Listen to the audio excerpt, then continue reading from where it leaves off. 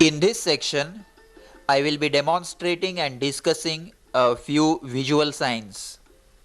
I will try to concentrate on one organ at a time, followed by a mixed collection of cases at the end. Nails. Commonly, we look at the nails of every patient mainly to look for pallor. Notice the pale white color of these nails on the right side compared with a normal hand on the left side, clearly indicative of severe anemia. You should also look at the palms, conjunctiva and tongue for pallor, because nails themselves are sometimes whitish in color and may give a wrong impression of anemia. This patient needs a hematinic and antihelminthic. Note the pale white tongue of severe anemia.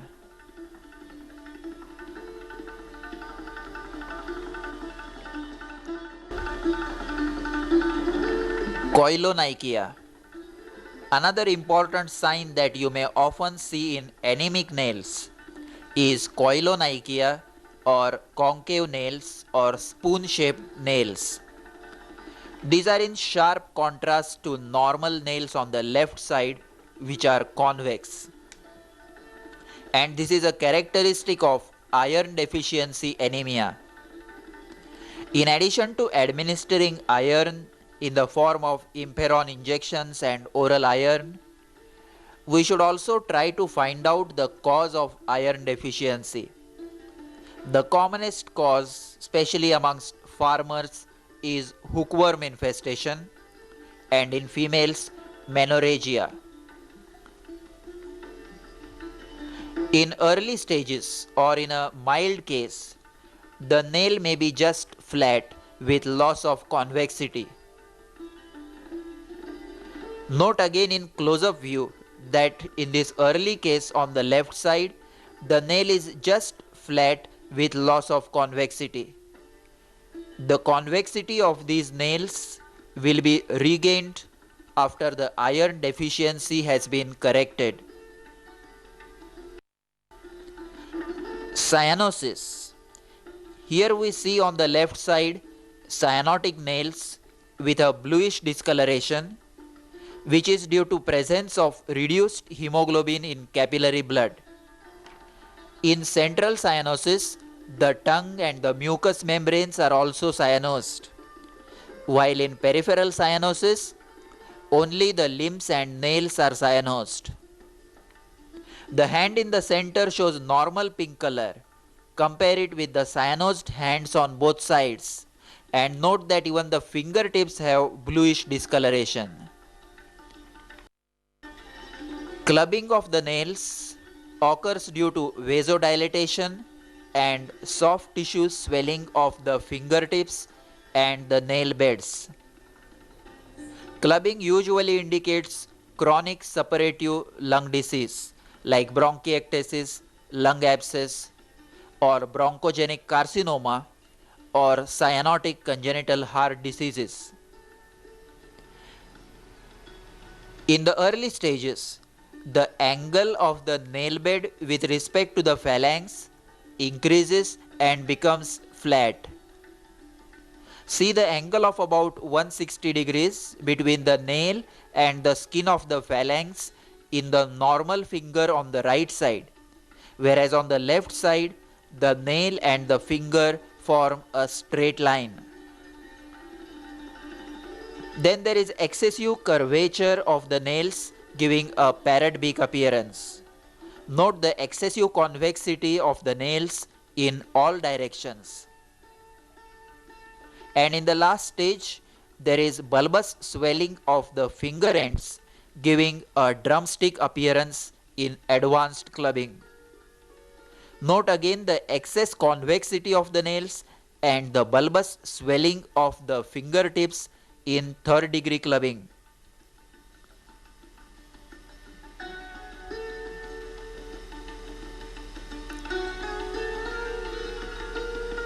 And can you appreciate the similarity to a parrot beak? Sometimes clubbing may be present in only one finger without any apparent cause or following local trauma or nerve injuries. In this case, only the little finger shows clubbing while the other fingers are normal.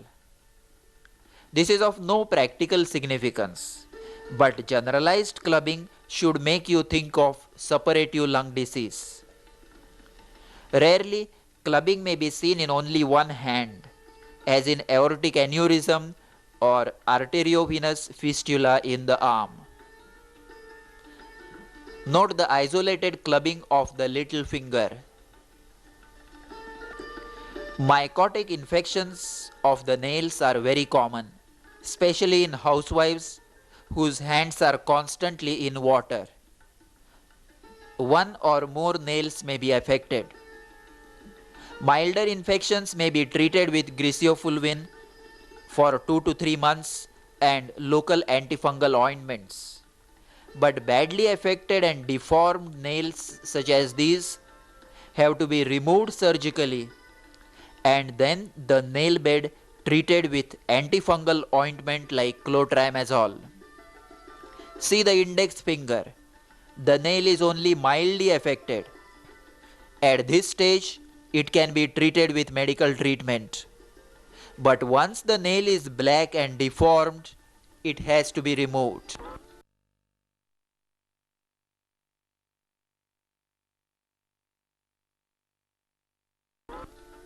Now we shall see a few conditions seen on the tongue. A pale white tongue is the general practitioner's tool for diagnosing anemia. Only don't mistake a coated tongue for pallor. See the oral mucosa also, which will be pale in anemia. Many of our patients come after eating pan, which stains the tongue red. In these patients, you must rely on the color of the buccal mucosa and conjunctiva.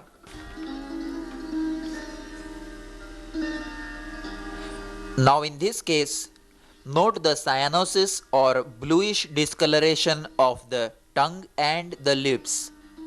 This is central cyanosis. It is due to cyanotic congenital heart diseases, in this child Fallott's tetralogy.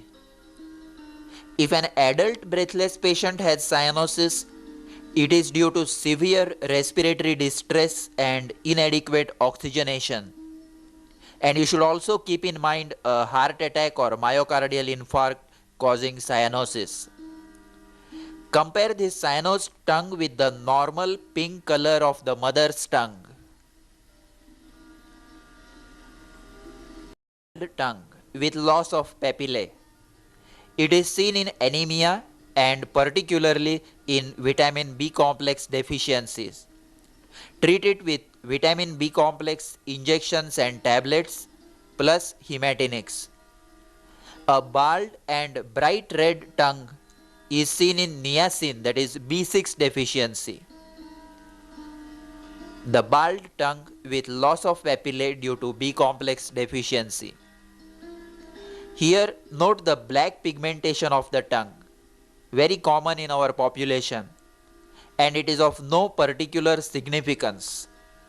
Note the irregular black pigmentation over this tongue. Prominent papillae and excessive furring is also seen in varied conditions like mouth breathing, smoking, dyspepsia, constipation, chronic fevers, etc. So overall, it is a non-specific finding, mainly suggesting digestive disturbances. Watch the prominent papillae of this tongue.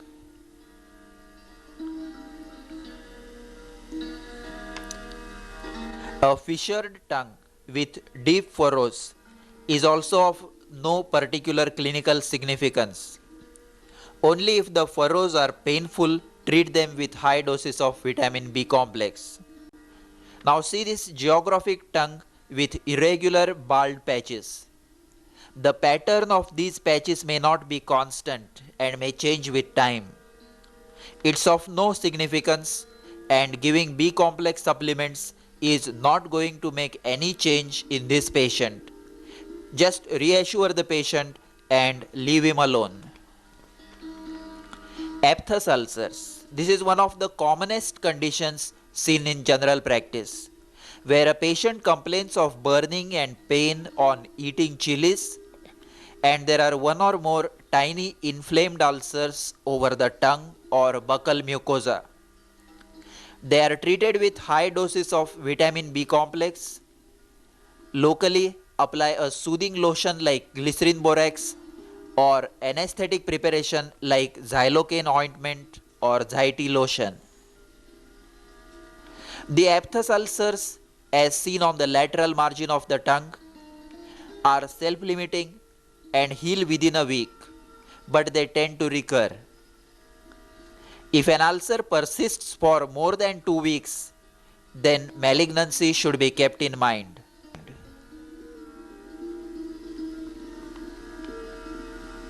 See the multiple aphthous ulcers on this tongue,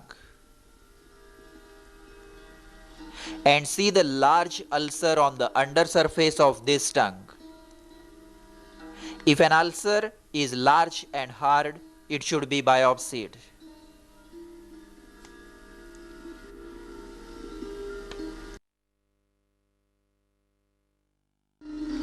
Leukoplakia. When there is a white patch on the tongue or cheek, what we term as leukoplakia, you should be aware that it is a precancerous condition, and this tongue does show a suspicious lesion in the proximal end of the white leukoplakic patch. Leukoplakia is common in our population, where chewing tobacco is a very common practice, and its serious significance should be kept in mind. Note this case of suspected carcinoma of tongue. Note the everted margins of the growth suggestive of malignancy. There is no ulceration, but we must palpate the tongue for induration, and if the base is firm to hard, then the patient must be referred for biopsy. Again, a typical case of carcinoma of the right tongue margin. Note that it is raised above the tongue surface and the base was very hard to palpation. Now here we see a white patch of leukoplakia on the inner mucosa of the cheek. This needs to be biopsied and when possible excised, even if it is not malignant, because the risk of malignant change is very high. Leukoplakia is a very common finding in pan eaters.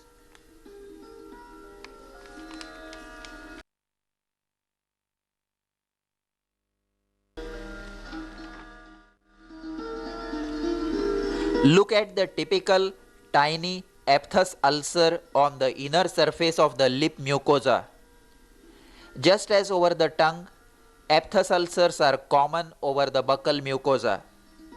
They are treated with high doses of vitamin B complex, local glycerin borax or xylocaine ointment, and if they are recurrent or multiple, a course of Flagyl and antifungal nystatin lotion.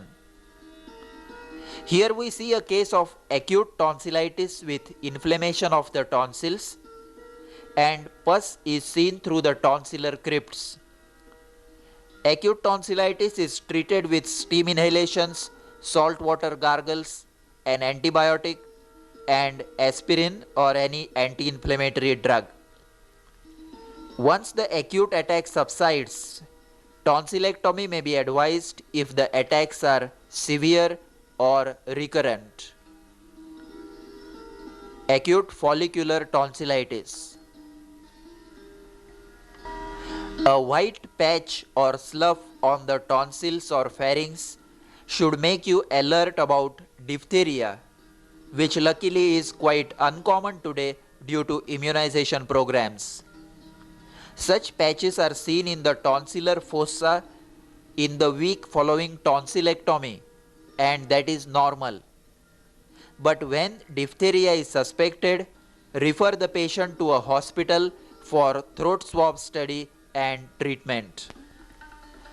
A white patch in the throat, especially in children, should be investigated for diphtheria. Following broad spectrum antibiotics, especially in diabetics, there may be fungal superinfection of the buccal mucosa, giving rise to oral candidiasis with multiple white coated patches in the mouth. Note the white patches on the palate of this patient.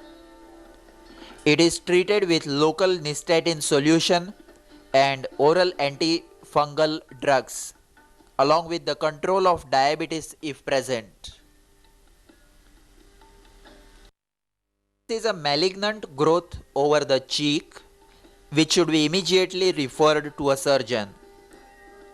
Note the raised and fleshy growth over the mucosa of the inner surface of the cheek, which is protruding at the angle of the mouth. It was firm to hard to palpate, and as we will now see, the submandibular lymph node was also enlarged and hard. All definite signs of malignancy. I will stress here again that whenever malignancy is suspected, always palpate for regional lymph nodes.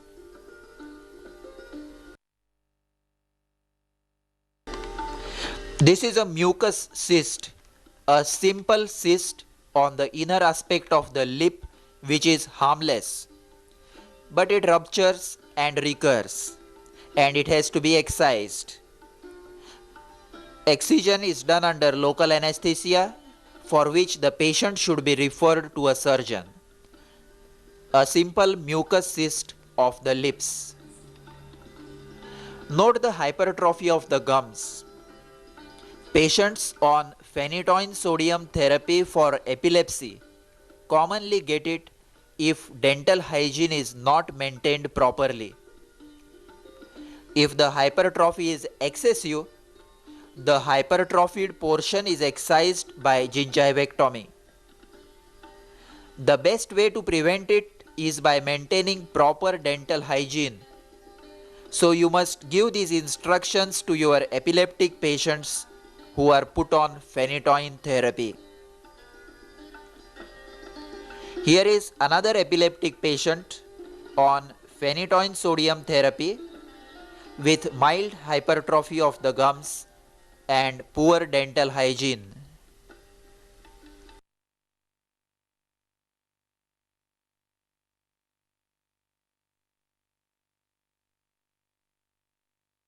Now we will look at the face. A puffy face should make you think of three common conditions: renal edema, myxedema, and steroid faces. Notice the typical renal edema, maximum around the eyes, more in the mornings, in a case of nephrotic syndrome. If it is of sudden onset with scanty red urine, think of acute glomerulonephritis. See the distribution of edema, which is mainly in the loose tissues of the face with minimal dependent edema of the legs.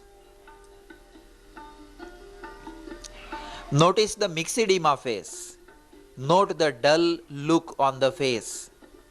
And though we cannot hear her hoarse and slow voice in this cassette, I will demonstrate the slow relaxation of the ankle jerk, which is as confirmatory of myxedema as the costly T3, T4, TSH studies. See how slowly the muscle relaxes. 100% diagnostic of myxedema. This is another patient of hypothyroidism. Though it is uncommon in males, that dull look in the eyes is characteristic. Steroid face is also similar and should be thought of if the patient is on steroids say for bronchial asthma or some skin disease. This is Rhizus sardonicus of tetanus. It gives an appearance of laughing due to contraction of the facial muscles. I will demonstrate the other signs of tetanus also. I am asking her to open her mouth, but she can't.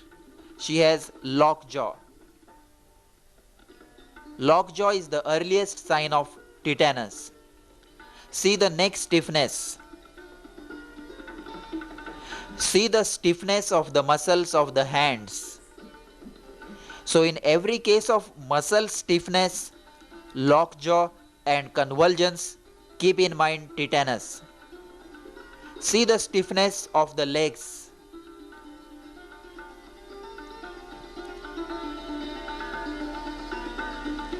And see that even the abdominal muscles are stiff. Bell's palsy or facial nerve palsy. A healthy person suddenly finds on waking up one day that the mouth is deformed and one eye is not closing. See the absence of wrinkles on the left side of forehead on looking up. Ask the patient to close the eyes and note the turning up of the eyeball on closing the eyes, termed as Bell's sign. Tell the patient to smile and the affected angle of the mouth does not move. Let him blow up his cheeks and air leaks through the left angle of mouth. This is left facial palsy. If this patient has pain or some pathology in the ear, refer the patient to an ENT surgeon. Otherwise, treat him with high doses of vitamin B-plex and steroids for 2 to 3 weeks. Parotid swellings are also often seen in practice. Mumps is very common in children with diffuse swelling of both parotids, which needs only symptomatic treatment. Benign mixed parotid tumors such as these are seen to be present under the ear lobule for several years. If the swelling raises the ear lobule, it is definitely arising from the parotid gland. When parotid swelling is present, also look for facial palsy, and the patient must be referred for surgery, especially if the swelling is long-standing, large, nodular or adherent. See a large and nodular parotid tumor in this old man. Malignancy must be ruled out.